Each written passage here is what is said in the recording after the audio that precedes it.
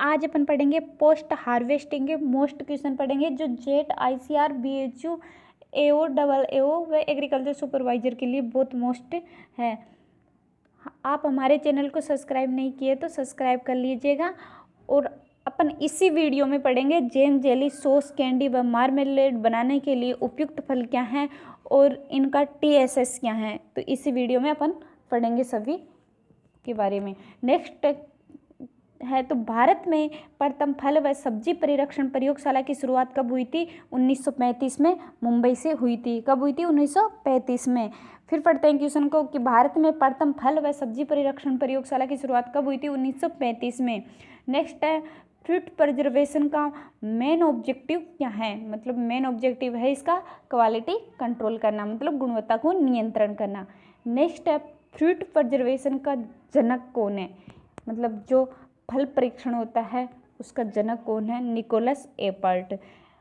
Next है food product order, मतलब FPO भी कहते हैं इसको। ये कब आया था? 1955 में आया था।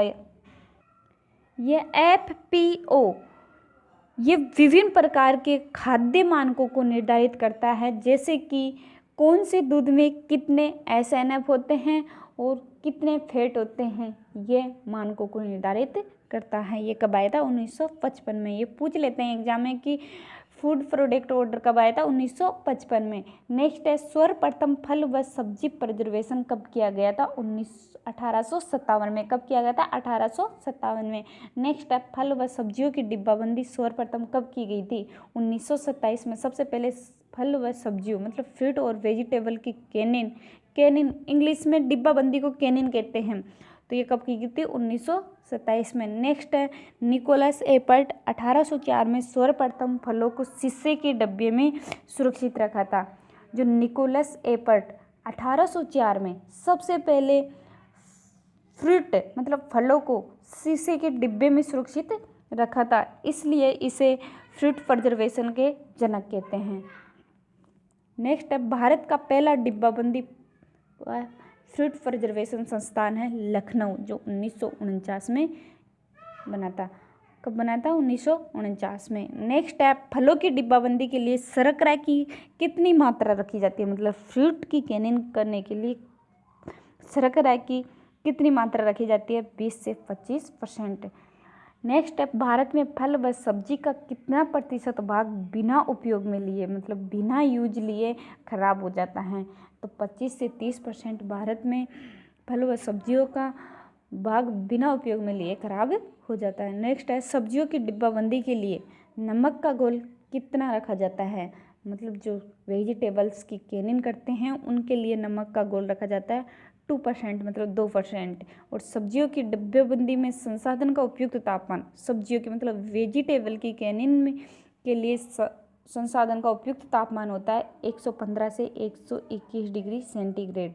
और फलों की मतलब फ्रूट की कैनिन में संसाधन का उपयुक्त तापमान रखा जाता है 100 डिग्री सेंटीग्रेड। तो इनमें कंफ्यूज नहीं होना, ये एग्जाम में बहुत बार पूछते हैं कि सब्जियों की डिब्बाबंदी में संसाधन का उपयुक्त तापमान रखते हैं 115 से 121 डिग्री सेंटीग्रेड और फलों की डिब्बाबंदी में संसाधन का उपयुक्त तापमान रखते हैं 100 डिग्री सेंटीग्रेड। नेक्स्ट है केंद्रीय खाद्य तकनीकी अनुसंधान संस्थान कहाँ पे हैं?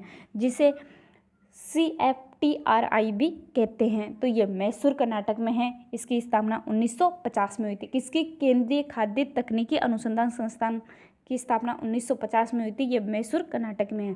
नेक्स्ट अब भारत में कुल सब्जी व फल उत्पादन का 2 या 3% भाग प्रिजर्वेशन के लिए यूज किया जाता है। मतलब 100% उत्पादन होगा तो उसका 2 या 3% भाग ही प्रिजर्वेशन मतलब परिरक्षण के लिए उपयोग में लिया जाता है। नेक्स्ट है सर्वाधिक फ्रूट एवं वेजिटेबल प्रिजर्वेशन वाला देश कौन सा है? मतलब सबसे ज़्यादा फल व सब्जी परिरक्षण वाला देश है। 80% फल व सब्जियों का प्रिजर्वेशन किया जाता है। नेक्स्ट है सब्जियों में भंडारण के दौरान नुकसान पहुंचाने वाला रोग कौन सा है? मतलब जो सब्जियों का वेजिटेबल का स्टोरेज करते हैं उस दौरान मतलब कौन सा डिजीज नुकसान पहुंचाता है? तो कोमल सड़न रोग। नेक्स्ट है भारत में सर्वाधिक प्रचलित स्टोरेज कौन सा है? मतलब भारत में सबसे अधिक प्रचलित भंडार गृह कौन सा है? कोल्ड स्टोरेज मतलब शीत गृह। ये भारत में सबसे अधिक प्रचलित है। नेक्स्ट है prevention of food adulteration act, मतलब जिसे PPA भी कहते हैं, ये 1954 में शुरू हुआ था। नेक्स्ट पढ़ेंगे अपन TSS, ये बहुत मोस्ट है, एग्जाम में इसमें से क्वेश्चन आते हैं। TSS की फुल फॉर्म है टोटल सोल्यूबल सॉलिड, जिसे ब्रिक्स द्वारा दर्शाते हैं। TSS किससे ज्ञात करते हैं? रिफ्रैक्टोमीटर द्वारा। तो जेम का TSS है 68 ब्रिक्स और जेली का TSS है 65 ब्रिक्स। इनमें कंफ्यूज नहीं होना है, जेम का तो है 68 ब्रिक्स। जेम बनाने के लिए सबसे उपयुक्त फल क्या है? एप्पल। और जेली बनाने के लिए सबसे उपयुक्त फल है अमरूद। तो जेम बनाने के लिए उपयुक्त फल है एप्पल, सेब और जेली के लिए अमरूद। तो जेली का ब्रिक्स होगा 80 नहीं 65 ब्रिक्स। नेक्स्ट है सॉस बनाने के लिए कितना TSS होता है? 65 ब्रिक्स। और मार्मेलेड का TSS होता है 65 ब्रिक्स और कैंडी का TSS होता है 75 ब्रिक्स। नेक्स्ट है जो अपन जेम, जेली, सॉस व कैंडी, मार्मेलेड बनाने के लिए उपयुक्त फल कौन से हैं, इसमें से एग्जाम में क्वेश्चन पूछते हैं। तो जेम बनाने के लिए सबसे उपयुक्त फल है एप्पल, उसके बाद में पपैया। तो फर्स्ट प्राइज किसको देनी है? एप्पल की, और सेकंड प्राइज देनी है पपैया की।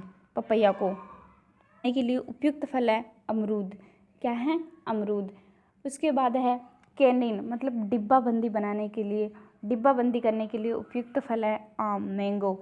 नेक्स्ट ड्राइंग, मतलब सुखाने के लिए उपयुक्त फल है अंजीर। और कैंडी बनाने के लिए उपयुक्त फल है पेटा। और मार्मेलेड किससे बनाया जाता है?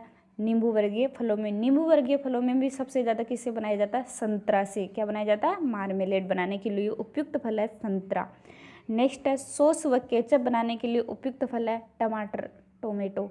नेक्स्ट है कैंडी व मुरब्बा बनाने के लिए उपयुक्त फल है आंवला। और सेकंड प्राइज देना है बेर को। फर्स्ट प्राइज देनी है आंवला को और सेकंड प्राइज देनी है बेर को। नेक्स्ट पानक बनाने के लिए उपयुक्त फल है आम, उसके बाद में नींबू। तो फर्स्ट प्राइज मैंगो को, उसके बाद में सेकंड प्राइज नींबू को देना है। बनाने के लिए उपयुक्त फल क्या है? नींबू वर्गीय फलों से क्या बनाया जाता है? कार्डियल बनाया जाता है।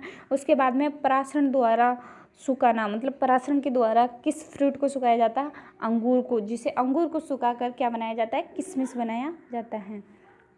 और राष्ट्रीय अचार बनाने के लिए उपयुक्त फल है लाइम, मतलब नींबू वर्गीय फल। तो राष्ट्रीय अचार किससे बनाया जाता है? लाइम से। और परासरण द्वारा किसको सुखाते हैं? अंगूर को, जिसको सुखाकर क्या बनाया जाता है? किशमिश।